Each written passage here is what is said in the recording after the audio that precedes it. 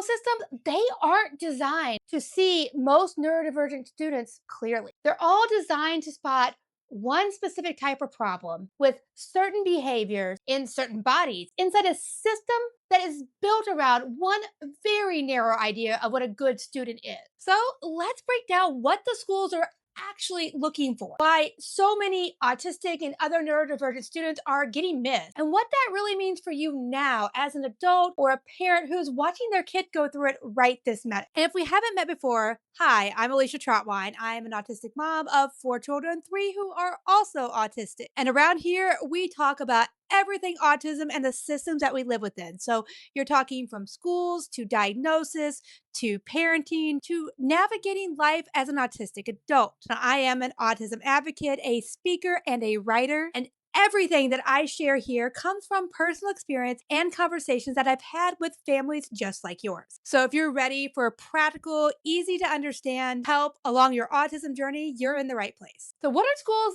actually measuring? See, on paper, schools like to talk about the whole child, but in reality, most of the system is watching for these 3 things: what you look like on the outside to everybody else, whether you keep up with the work, and whether you disrupt the classroom. So if you're quiet, you're polite, and good at copying what's expected of you, you usually get read as completely fine, even if you are falling apart on the inside. See, most of the tools that schools use are built to catch the big, obvious stuff. The kid who melts down in class, the one who runs out of the classroom, or the one that argues with the teacher and refuses to do work in front of the entire classroom. But those tools, they aren't built for the student who freezes in the moment. The ones that stare at the page and look calm, but internally they are so stressed out. They're not built for the student who smiles and nods when the teacher gives instructions, even though they have absolutely no idea what was just said to them. And it's definitely not built for the child who steps into the helper role and takes care of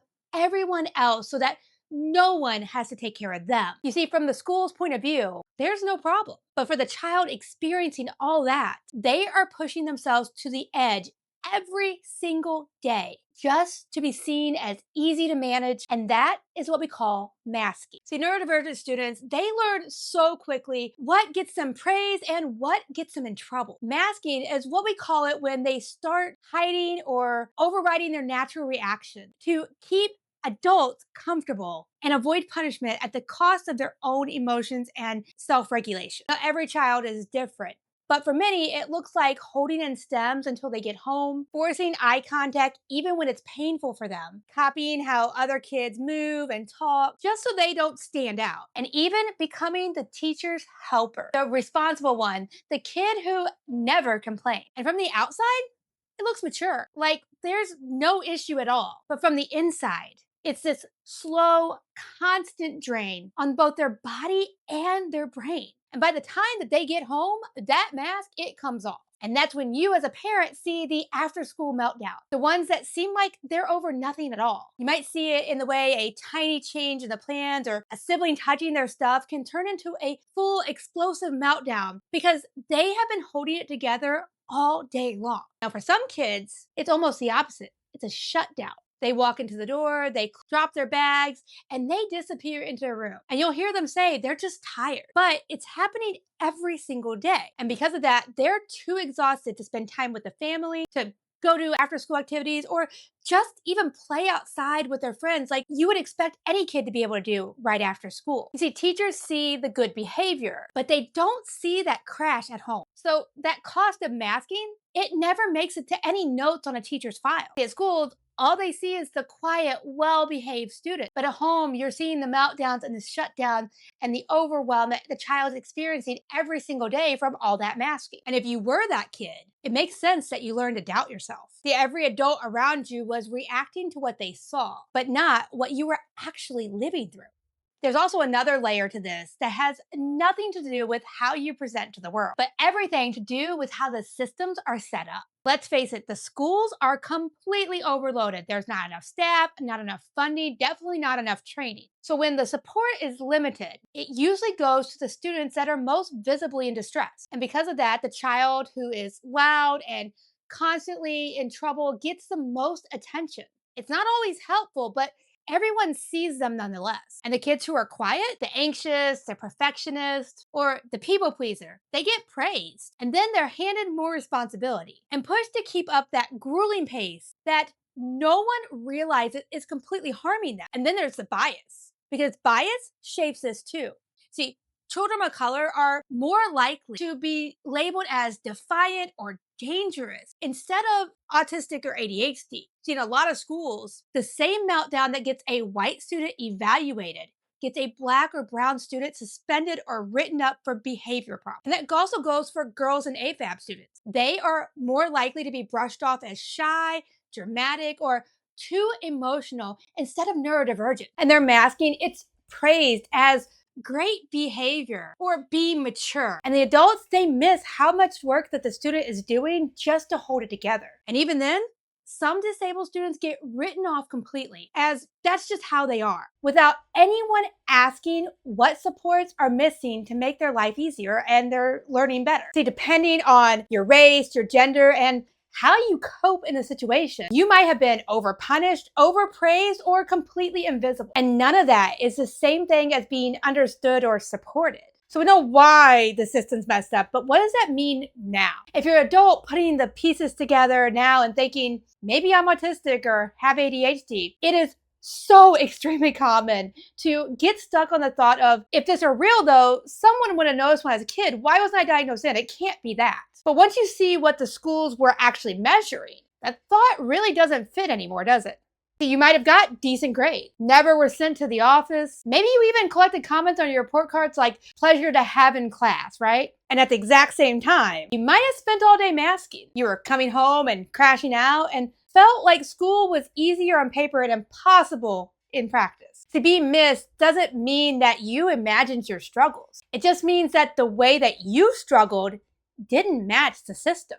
And if you're a parent now, watching your own child do just fine at school, but coming home and being absolutely exhausted beyond repair, that can open up a lot too. Anger that no one saw you, grief that you weren't supported, and now fear that your child is going to repeat the exact same cycle that you went through. So what can we do? Well, you can't personally rebuild the entire school system. I wish we could, but it's just not going to happen that way. But you can stop gaslighting yourself and your child. And you can change how you show up in the parts of the system that you personally have to deal with. So if you're an adult that was missed, start by getting your own story down on paper. Write out how teachers described you. And then write how you actually felt. See, what parts of the day were the hardest for you? What did you absolutely dread? And what did you need that you never got? See, your version of the events matters just as much as what was on file for you. And then pay attention to your patterns now. Notice when you get overwhelmed, which task or environments drain you the most, and what actually helps you, even if it seems small or weird. That's real data about your brain. And if you're a parent watching this happen to your child, treat what happens as evidence, not as overreaction. If every good day at school is followed by a full collapse at home, the meltdown, the shutdown, the not moving off the couch, write that down. Note what time it happened, how long it lasts, and anything and everything that your child has told you about their day. And when you talk to the school, bring that in. You can say something like, here's how our afternoons look after a good day at school. And we need a plan based off the whole day, not just what you guys see from 8 to 3. Then ask questions that point at the setup instead of only your child's behavior. Things like, what are the most chaotic, loudest parts of the day? Where are they expected to be flexible over and over again without a break? Or even, is there a way to build in movement or quieter options during those times? So instead of asking the school to focus on what's wrong with your child, you're asking them to notice what's hard about the entire system setup and adjusting it so that your child can do their best and be less stressed throughout the day. So remember, if a school never flags something, that doesn't mean that everything is fine. It usually just means that the system is working off a very narrow idea of what struggle actually looks like. And your child just doesn't fit what they're looking for. And the question changes from, it isn't bad enough for the school to notice, to, what is the school actually seeing? And what happens to my child once they get home that never shows up in the school's forms? So here's one simple next step that you can take. Pick one good day at school and write down what that afternoon and evening look like for your child. Their energy levels, their mood, their behavior, and any little comment your kid makes about their day. Are they having meltdowns and shutdowns? How long do those last? And are they affecting your child's ability to spend time with family, do homework, or just be a kid? And bring that description into the next meeting with the teachers and staff at the school. And use it as data about how your child is doing over the whole day, not just what they see. Now, if you want more supports with this, what to say in those emails, what to ask for, how to handle it when schools still say, we don't see a problem, hit follow and let me know your biggest struggles in the comments below.